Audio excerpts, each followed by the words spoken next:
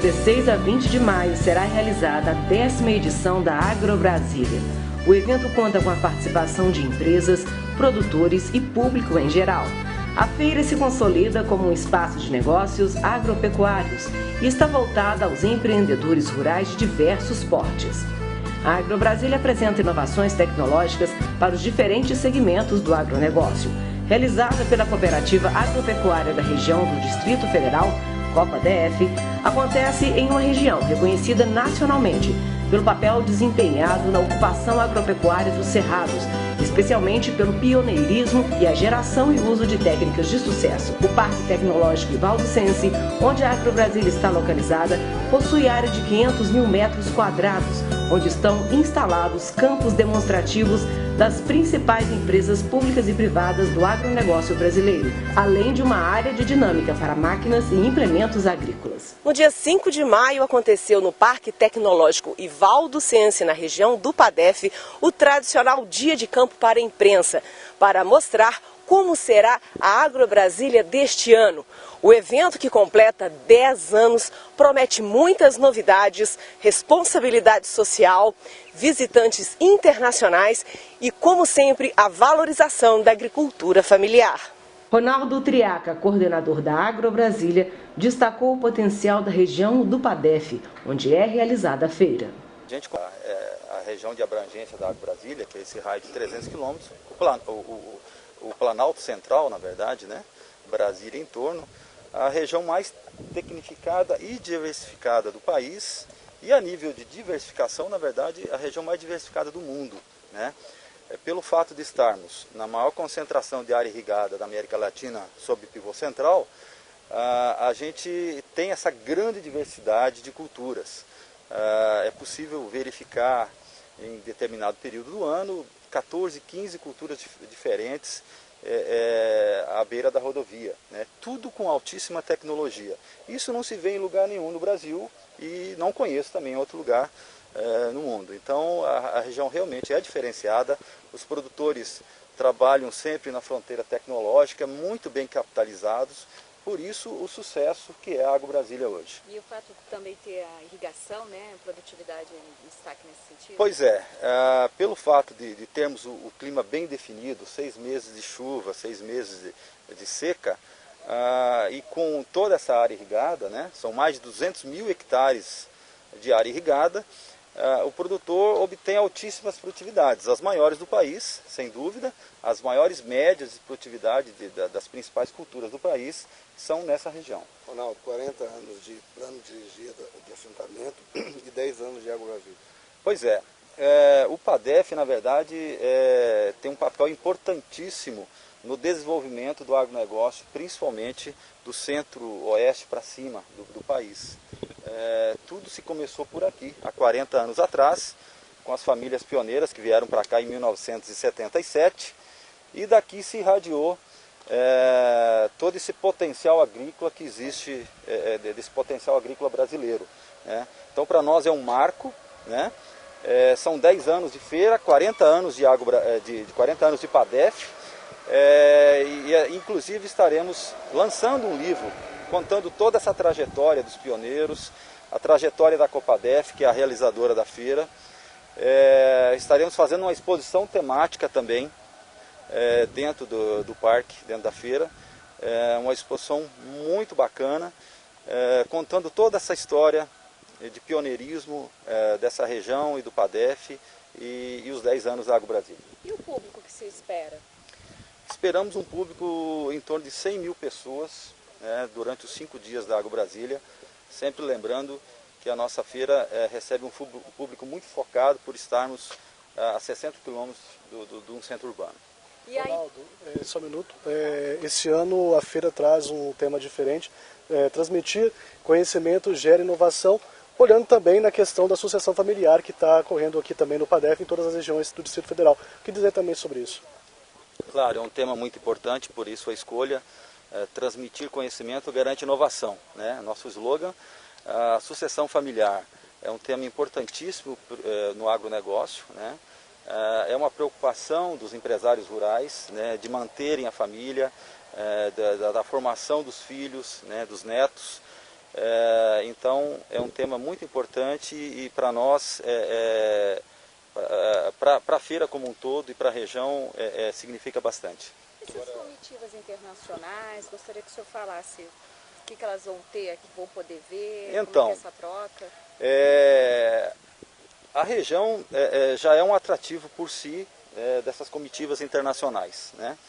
A própria cooperativa recebe comitivas o ano inteiro, né? De todos os continentes, mas no período da feira a concentração é maior, principalmente dos continentes africano e sul-americano, pelas peculiaridades, pela similaridade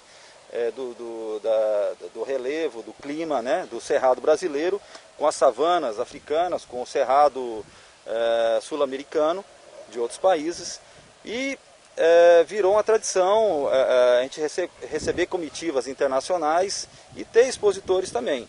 Então os países estão estão expondo conosco já há alguns anos.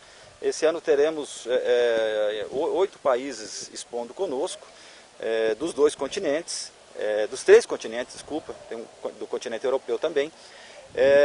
Então a cada ano que se passa, a AgroBrasília se solidifica mais também nessa área internacional. A inovação tecnológica é um dos principais focos da feira. E outra, que tipo de inovações é possível o produtor encontrar aqui? É sempre um dos principais focos. Além das ações e estratégias mercadológicas voltadas para o agronegócio, queria que você falasse sobre essas estratégias e ações de sustentabilidade e responsabilidade social que a feira também oferece ao público, aos colaboradores, às pessoas que vêm expor aqui. É outra preocupação nossa, muito bem lembrado. A AgroBrasília, a Copadef sempre dá um foco importante nessa parte de sustentabilidade, de trazer, a AgroBrasília gera uma receita imensurável num período aí 3, 4 meses, 2, 3, 4 meses que antecedem a feira, até um mês de pós-feira, para diversos setores do comércio da região, e a gente procura passar essa renda, fazer contratações para pessoas do meio da região, né?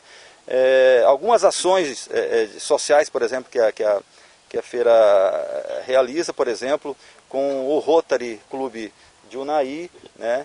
O Rotary, a gente cede o espaço aqui do restaurante para o Rotary, e o Rotary, todo o lucro que ele consegue recolher aqui dentro da feira, reverte em cadeiras de rodas para as pessoas necessidades ali da região do Noroeste Mineiro. Também estamos instalando aqui dentro do parque energia renovável, de placas fotovoltaicas, né? Outra questão de sustentabilidade que nós estamos fazendo. Com o apoio do Sistema de Agricultura do Distrito Federal, por meio da Emater, a AgroBrasília mantém um espaço de valorização da agricultura familiar, EVAF, com tecnologias testadas e voltadas para a agricultura familiar. O presidente da Emater DF, Argilão Martins da Silva, presente no Dia de Campo, falou sobre o espaço de valorização da agricultura familiar, que este ano já tem na programação a visita de 40 caravanas coordenadas pela Emater. A AgroBrasília, ela dá uma demonstração muito clara para o Brasil que essa separação da agricultura empresarial da agricultura familiar é muito mais por um efeito didático. As tecnologias que tem aqui servem para todos, né? Cada um dentro daquela atividade que ele quer desenvolver. Então, aqui pode vir um agricultor empresarial entender que é um bom negócio a floricultura e conhecer tecnologias de produção de flores, né? E começar a utilizar isso lá no seu negócio. É esperado quantas caravanas de Emateres do Brasil? Bem, nós estamos já com 40 ônibus, né? De agricultores do Distrito Federal e do entorno, né, dos estados de Minas, Goiás, do próprio Distrito Federal. Esses são tradicionalmente, eles visitam as nossas feiras, e até um dia antes da feira a gente recebe inscrições de produtores que vêm das mais diversas regiões do país, inclusive alguns do Nordeste, que volta e meia eles estão aqui, né, praticamente todo ano, para conhecer alguns circuitos específicos nossos. E qual que é o apoio logístico que essas caravanas terão? Bem, as caravanas que vêm com a organização da Emater, além desse transporte para o Distrito Federal e em torno, os agricultores chegam aqui, eles são identificados, escolhem a tecnologia que ele quer conhecer de forma mais profunda. um técnico vai apresentar a tecnologia para ele, mas na chegada ele recebe ali, ele participa de um café da manhã, né? E depois de visitar os circuitos, ele então tem um almoço que é oferecido para ele também, e depois ele tem o restante do dia para conhecer todo o parque, conhecer tudo que o parque mostra. A questão da economia dos recursos hídricos é um dos focos aqui das partes da agricultura familiar, e nesse sentido, que tipo de inovações vão ser apresentadas aqui? Poderia dar um exemplo? Bem, eu poderia dar 3 exemplos aqui com esse pano de fundo de recursos hídricos. Primeiro, plantio direto de hortaliças, né? É uma tecnologia que existe, mas de muito pouco uso, né? As pessoas, os agricultores usam pouco. Esse ano tem um circuito aqui que vai mostrar o plantio direto. Já de cara a gente tem economia, porque você maneja melhor o solo, você vai ter um solo que vai absorver mais água por conta da tecnologia. Segundo é captação de água nas estufas. Você não fica dependendo só da água da chuva, a estufa está montada para você produzir ali de baixo, e você capta toda aquela água que cai ali em cima e usa essa água depois para a própria irrigação. E terceiro é o manejo da irrigação em si. Tem uma parte expressiva dos produtores que eles na verdade molham, né, e não irrigam. Então tem uma tecnologia que hoje muito simples, que a gente vai demonstrar, que é para fazer um manejo adequado da água, do solo, o manejo adequado da irrigação. Ele vai perceber que ao instalar o Irrigas, que é um aparelhinho que custa R$40, e ao invés de molhar a cultura todo dia, ele vai molhar a cada 3 dias. Só isso aí, além de diminuir o custo de energia, ele vai economizar insumo, porque o insumo percola com excesso de água, a planta vai ter um desenvolvimento radicular muito melhor, né, e assim por diante. São 3 exemplos que nós rapidamente, manejo adequado de irrigação, a questão do plantio direto, e é claro, a coleta de água, né, da chuva naquelas estruturas de produção. Isso já são 3 demonstrações muito objetivas que vão estar aqui expostas para que os agricultores, os produtores possam entender a tecnologia e se apropriar delas. É claro que tem outras também, como por exemplo a fossa de evapotranspiração, que é uma fossa que você implanta no meio rural, né, que você trata bem aqueles dejetos. E ainda o espaço que a gente chama de organização social, onde é um espaço de comercialização de produtos. A Emater sempre teve a preocupação de valorizar e preservar a cultura, tanto material como imaterial, dos agricultores familiares. Como é que vai ser esse ano? Esse pavilhão que você falou, esse espaço social, com os artesanatos, com a gastronomia que é tão rica de todo o país, né?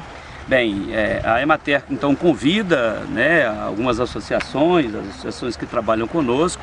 Elas, além de apresentar os trabalhos dela ao longo da feira, nós ministramos cursos aqui também nesse espaço de valorização. Esse ano tem uma novidade que nós vamos ter aqui, o escritório do Empreender e Inovar. Então os agricultores que vierem aqui vão ter mini cursos sobre a gestão do negócio dele, a gestão do empreendimento, a gestão da propriedade, a gestão do laticínio. Então tem uma equipe da Emater aqui que vai ficar aqui ministrando pequenos cursos sobre gestão, né, tecnologia de gestão, da gestão do empreendimento, mas como por exemplo também os agricultores que trazem os filhos, né? Tem um espaço chamado Toca do Tatu, que enquanto o agricultor está visitando as tecnologias, os filhos estão ali em atividades lúdicas com foco no meio ambiente, na preservação ambiental.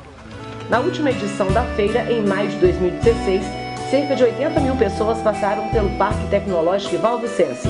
O volume de negócios chegou a R$600 milhões, com um total de 422 expositores. Para 2017, a expectativa, segundo os organizadores, é de receber 98 mil visitantes, além de 430 expositores, e movimentar um volume de negócios de R$650 milhões.